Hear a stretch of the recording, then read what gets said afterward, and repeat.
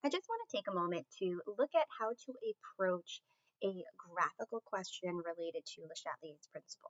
So take a moment, read over this example, give it a try, and we'll go over it. So I can see the reaction at the top. N2H2 are reactants. NH3 is a product.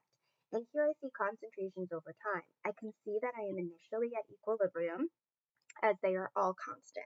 I can also see I have more product in my system than reactant.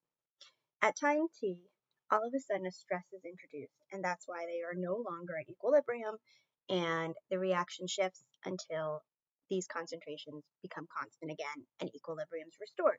Notice once equilibrium is restored, I might not be at the same equilibrium concentrations. However, as long as the temperature is the same, when I plug into the equilibrium constant expression K, I should get the same value. Now here I can look at time t and figure out what my stress was by first of all seeing which way the reaction shifts and which might cause that stress. So if I look at this, I see NH3 slowly increases, H2 and N2 decrease. So that must mean, okay, if NH3 is increasing and these are decreasing, it means my reaction shifted to the right. So I'm looking for a stress that shifts it to the right. So you can always tell the direction of the shift. Now, the other thing is you can examine each of these reactants and products and see, is one of them the stress? Notice that NH3 is a smooth increase.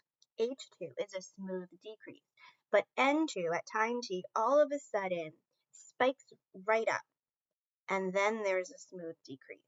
So the stress must be that I've added N2 into the system. And does that make sense? If I have more N2, it would shift away from it, shift to the right. Yes, then over time NH3 would go up and H2N2 would go down. So when you're reading these things, a few clues, which you will see on the next slide, is, as I mentioned before, you can always determine which way the reaction shifts by what's going up and what's going down. So if H2 and N2 were to go up and NH3 were to go down, then it would have been shifted to the left the opposite way.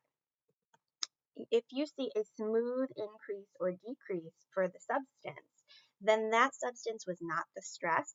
It's just responding to the stress. So like in this example, H2, I don't see a big jump or a big decrease. Was, and here I saw a big spike. You could see a big spike for adding it. You could see a big drop for removing it.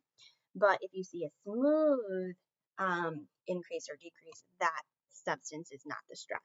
If all of them are that way, like in this particular example, H2 is smooth, N2 is smooth, NH3 is smooth, then the most likely scenario is a temperature change. So for this reaction, if I see it's exothermic, heat would be on the right.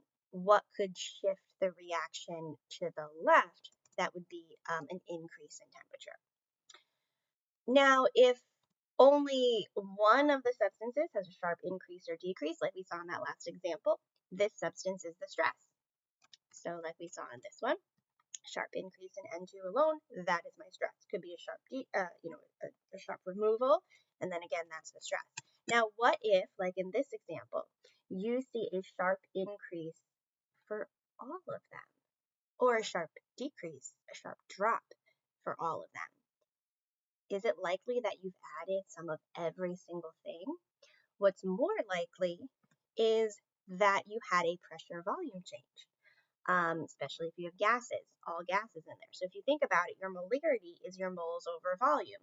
So if all of a sudden your volume decreases, then your molarity for each thing, because it's moles over a smaller volume, has all drastically just increased in that moment.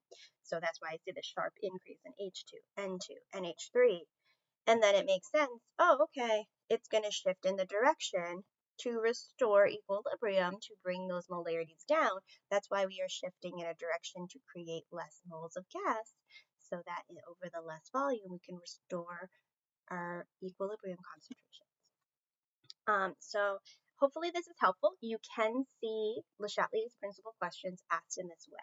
And just as a heads up, instead of gases, if these were all aqueous and you added water, similarly, your molarities could all drop, because if you add water, all of a sudden you're diluting all of them. So you could see that change too. So again, you could see questions asked like this graphically. Be prepared for that for your test or your AP exam.